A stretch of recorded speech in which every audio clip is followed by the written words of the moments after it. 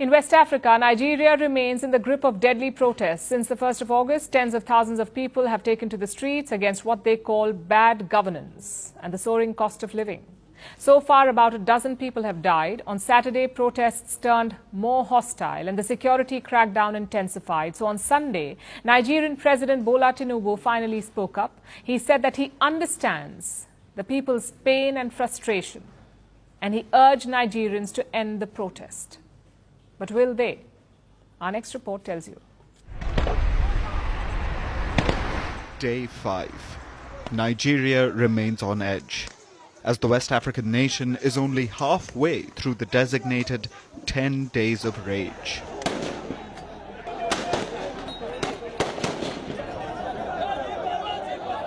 The protest began on August 1st against bad governance and the soaring cost of living in Africa's most populous nation. Hundreds of thousands of people have taken to the streets across the nation, including in the capital, Abuja, and Lagos, the country's commercial hub. Since the protest began, 700 people have been arrested nationwide, including at least 50 journalists, according to Amnesty International. And at least 13 people have been killed, according to the same source. But the police have put the death toll at 7. They're not taking responsibility for the deaths. Instead, they are blaming accidents and the quote-unquote hoodlums for the violence. Over the weekend, as anger spiked, the protest became more hostile, and the crackdown by authorities intensified. So finally, Nigerian President Bola Tinubu spoke up. He addressed the nation on Sunday. My dear Nigerians, especially our youths, I have heard you loud and clear. I understand the pain and the frustration that drive these protests, and I want to assure you that our government is committed to listening and addressing the concerns of our citizens. But we must not let violence and destruction tear our nation apart. Tinubu also urged Nigerians to end the protest. Suspend any further protest and create room for dialogue, which I have always acceded to at the slightest opportunity.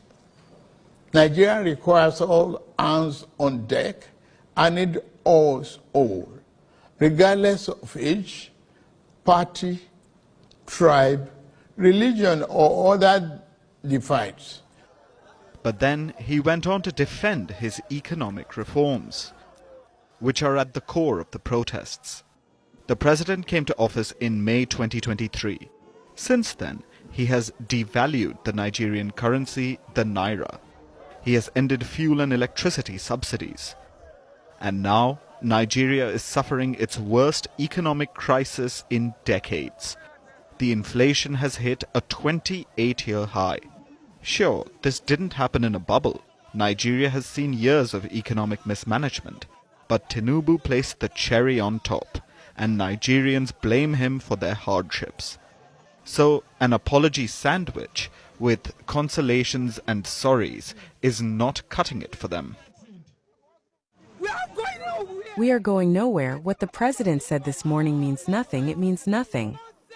From the speech that the president has made so far, if he doesn't address the needs of the Nigerian people by reducing the fuel price back to 200, bringing back subsidy, reducing the cost of education, opening the borders, then he has not spoken.